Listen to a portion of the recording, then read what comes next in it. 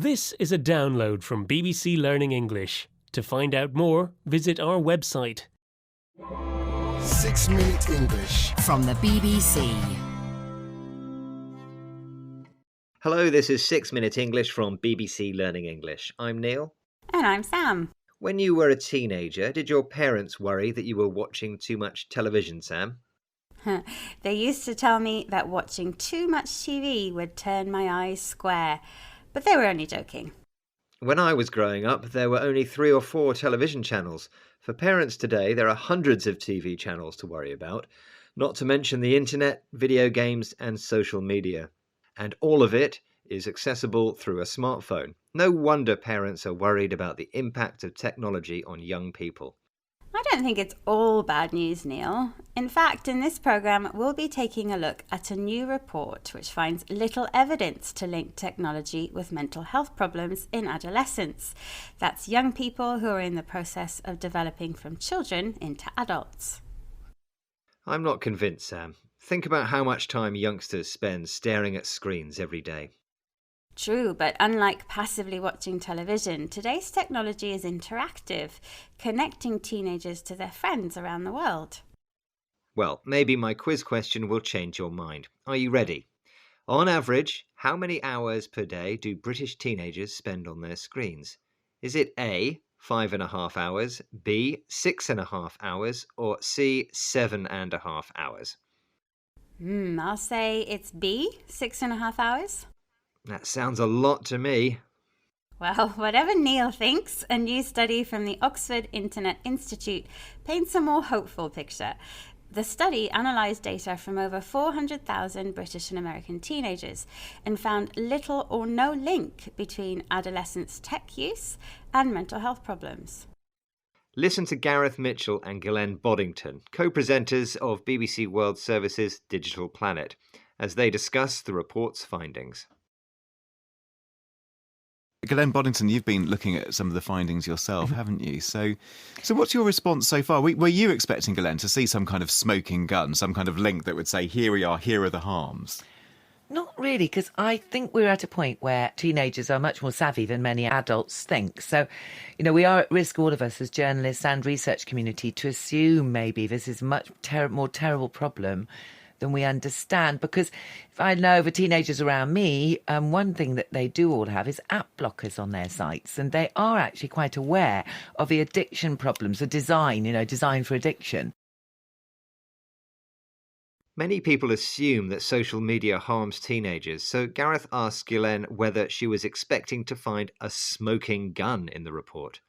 The expression "a smoking gun" means evidence that proves something is true. For example, evidence proving that technology is harmful to young people. But Ghislaine doesn't think this is true. Actually, she calls teenagers savvy, meaning that they have practical knowledge of technology and a good understanding of how to use it. One example of teenagers being technologically savvy is their use of app blockers, software that prevents unwanted apps and websites from popping up and allows users to set timers which limit screen time. And reducing screen time is important because nowadays most video games and social media are designed for addiction, intended to manipulate human psychology to make the user want to keep playing. But it seems that today's adolescents are savvy enough to know how to use electronic devices sensibly. How else can we explain the fact that, according to this research, there's no clear link between using tech and mental health problems? Yes, that's certainly the view of the research team leader, Dr. Matti Vuore.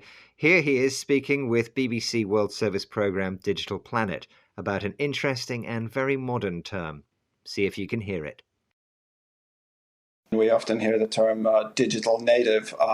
You grow up with a device in your hand almost, and then it's not a surprise that you are skilled in using those technologies to your benefit. Did you hear the expression Dr. Vuore used, Sam? Yes, he called teenagers digital natives, meaning someone who is very familiar and comfortable using computers and digital technology because they've grown up with them. So maybe there are benefits to spending hours looking at screens after all. In my quiz question, I asked Sam about the average daily screen time for British teenagers, I said it was B, 6.5 hours. which was the correct answer. Very savvy of you, Sam. Okay, let's recap the vocabulary from this program about the impact of tech on adolescents. That's young people who are developing into adults. Today's adolescents are digital natives, people who are very familiar with digital technology because they've grown up with it. If you are savvy, you have a good practical understanding of something. A smoking gun refers to information or evidence that proves that something is true. An app blocker is software that blocks pop-up apps and websites and allows users to set screen time limits. And Designed for Addiction describes immersive video games and social media, which are designed to manipulate human psychology and make it hard to stop playing. That's all for this program, but if you're interested in the issues around digital technology and want to find out more, then why not visit the BBC Digital Planet website or follow them on their Twitter handle at Digital Planet. Bye for now. Goodbye. 6 Minute English from bbclearningenglish.com.